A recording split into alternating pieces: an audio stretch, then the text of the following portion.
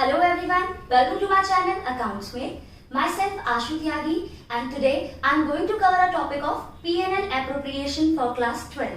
तो इसके फॉर्मेट से पढ़ना स्टार्ट करते हैं।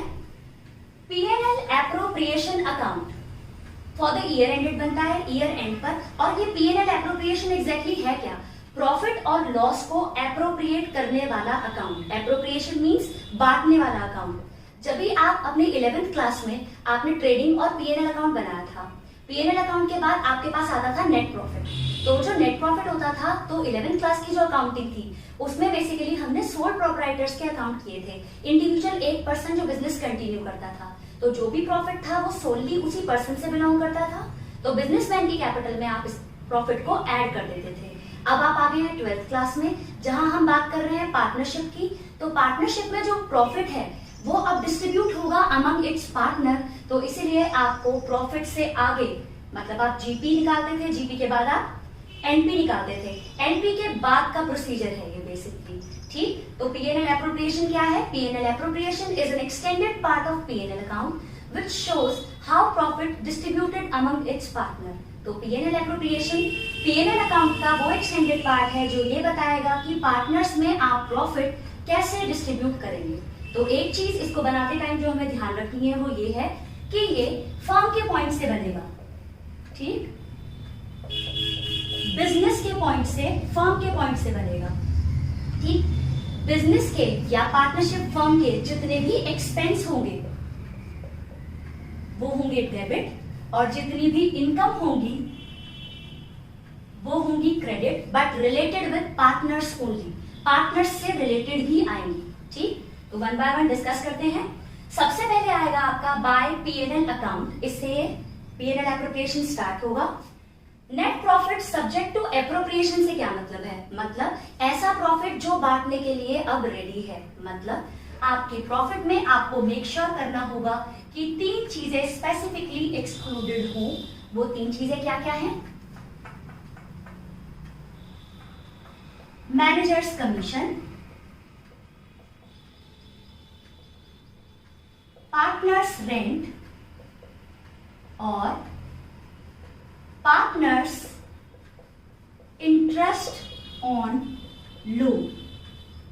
ठीक, तो आपको इस प्रॉफिट में मेक श्योर करना पड़ेगा कि इस प्रॉफिट में से ये 3 चीजें स्पेसिफिकली एक्सक्लूडेड हों।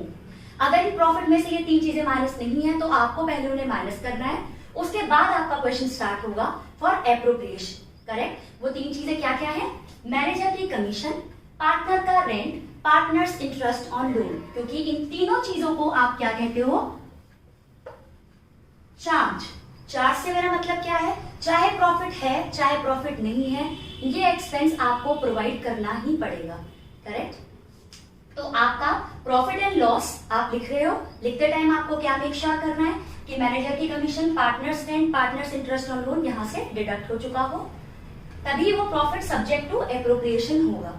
ठीक, उसके बाद बिजनेस के, पार्टनरशिप फर्म के जितने भी एक्सपेंस हैं रिलेटेड विद पार्टनर, मतलब फर्म पार्टनर्स को जो भी दे रही है वो आएंगे आपके डेबिट साइड। जैसे पहला पॉइंट है आपका टू इंटरेस्ट ऑन कैपिटल।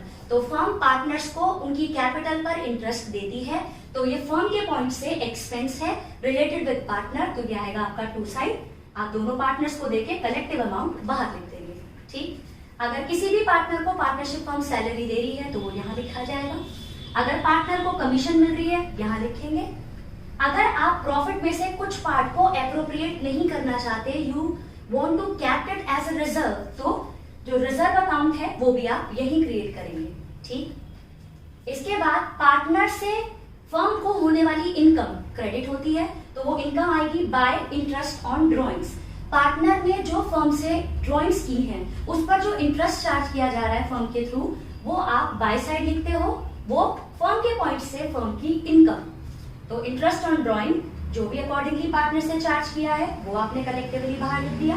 इसके बाद balancing figure means credit side के टोटल से डेबिट साइड सारी माइनस करने के बाद अगर इधर बैलेंस आता है तो इसको प्रॉफिट कहा जाता है।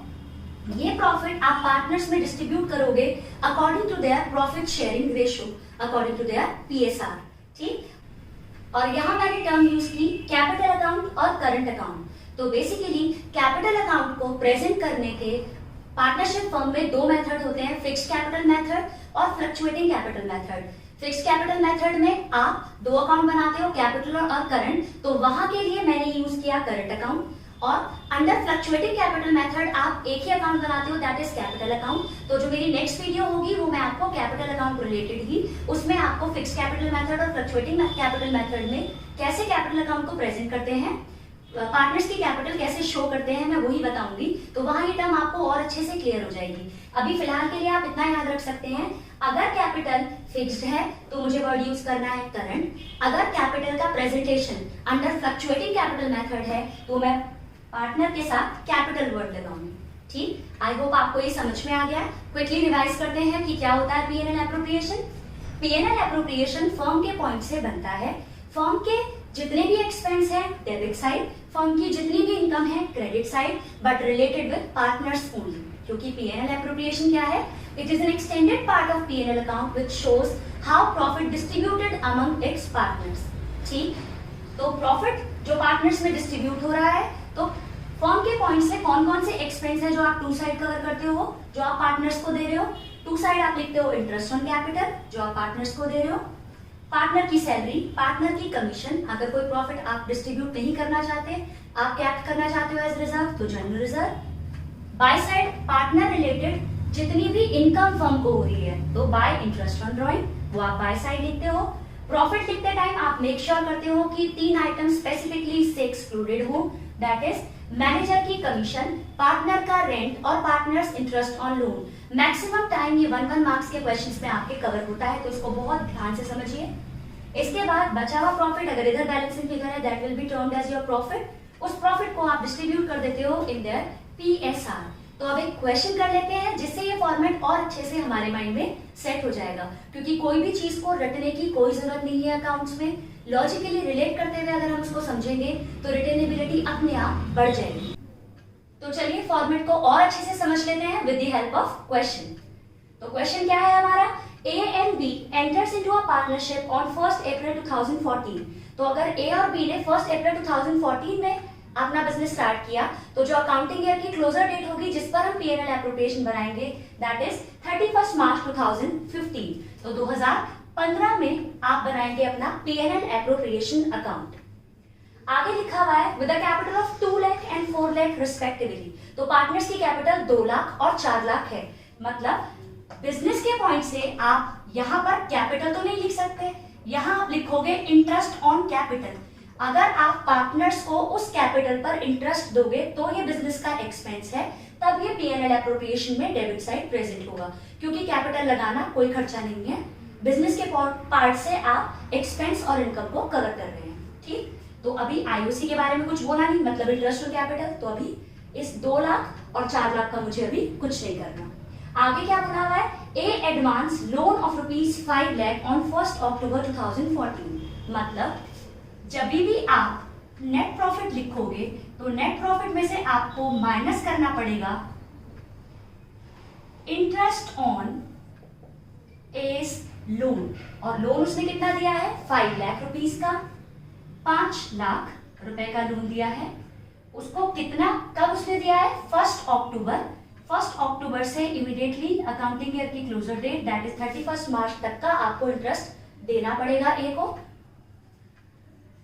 अगर रेट परसेंट गिवन है क्वेश्चन में तो उस रेट परसेंट से देंगे, और अगर रेट परसेंट गिवन नहीं है तो in absence of deed interest on loan दिया जाता है at the rate 6% per annum. तो आगे पढ़ते हैं। आगे डीड प्रोवाइड्स द फॉलोइंग, ए और बी को सैलरी मिलेगी 2000 एंड 3000 रुपीज पर मंथ। तो पीएनएल एप्रोप्रिएशन में अगर आप पार्टनर्स को सैलरी देते हो तो वो आप यहां लिखोगे ए और बी 2000 रुपीज पर मंथ, और बी को आप सैलरी दे रहे हो 3000 rupees per month, means 24,000 rupees and 36,000 rupees. In totality दोनों को सैलरी कितनी मिली, 60,000 रुपीज। ठीक, आगे बात करते हैं। आईओसी देना है आपको interest on capital at the rate 6% per annum. तो यहां आपको रिक्वायर्ड होगा कितनी कैपिटल इन लोगों ने इंट्रोड्यूस कर रखी है, उस पर आप 6% पर एनम के हिसाब से आईओसी प्रोवाइड करेंगे।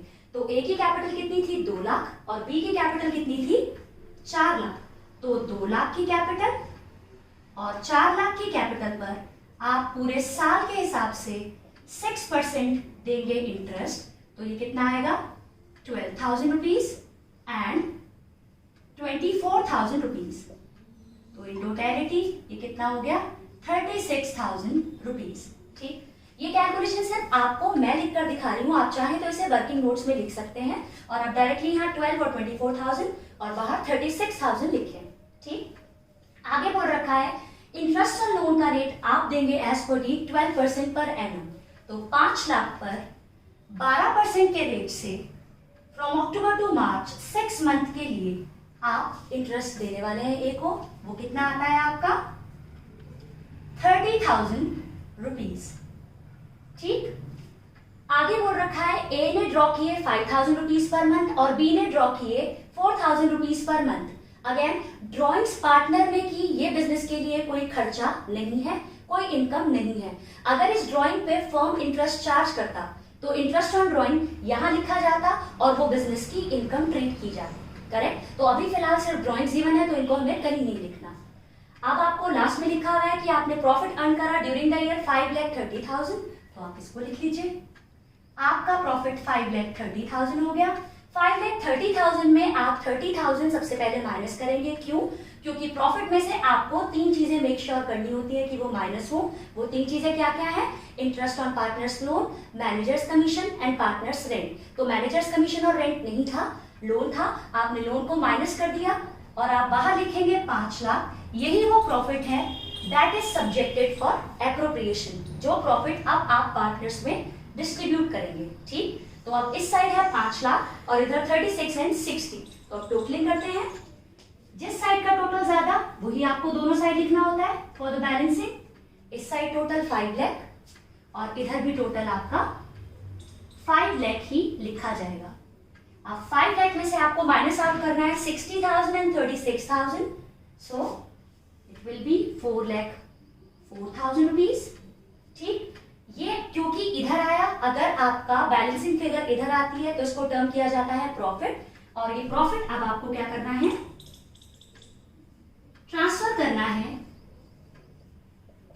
पार्टनर्स कैपिटल और करंट, क्योंकि अभी मैंने कैपिटल और करंट को आपको पहले भी बता दिया कि कैपिटल मतलब अगर कैपिटल फ्लक्चुएटिंग है तो आपको कैपिटल वर्ड यूज करना है, अगर कैपिटल फिक्स्ड है तो आपको करंट वर्ड यूज करना है। और नेक्स्ट वीडियो में आपको मैं कैपिटल और करंट अकाउंट का ही कॉन्सेप्ट समझाने वाली हूँ। तो अभी फिलहाल के लिए आपको याद रखना है कि प्रॉफिट आप पार्टनर्स की कैपिटल और करंट में डिस्ट्रीब्यूट करेंगे। सिंस आपको डीड में कुछ भी स्पेसिफिकली मेंशन नहीं था कि आप ये प्रॉफिट किस तरीके से डिस्ट्रीब्यूट करेंगे, तो योर पीएसआर विल बी 1:1। तो आप इस प्रॉफिट को इक्वली दोनों पार्टनर्स में डिस्ट्रीब्यूट करेंगे और वो कितना आएगा 202,000 एंड 202,000। आई होप ये क्वेश्चन आपको समझ में आ गया है। हमने सिंपली प्रॉफिट लिखा, इंटरेस्ट ऑन लोन माइनस करने के बाद उसको एप्रोप्रिएशन के लिए रेडी कर दिया। उसके बाद जो भी हम पार्टनर्स को दे रहे थे आईओसी और salary as per the deed, वो देने के बाद हमने इक्वली प्रॉफिट को एप्रोप्रिएट कर दिया। आई होप आपको ये समझ में आ गया है। आपको गो थ्रू करना है और क्वेश्चंस रिलेटेड विद दिस। अगर आपको मेरी वीडियो पसंद आती है तो इसे लाइक कीजिए, शेयर कीजिए, subscribe my channel and don't forget to press the bell icon so that you can get the notifications of my latest updates. Thank you.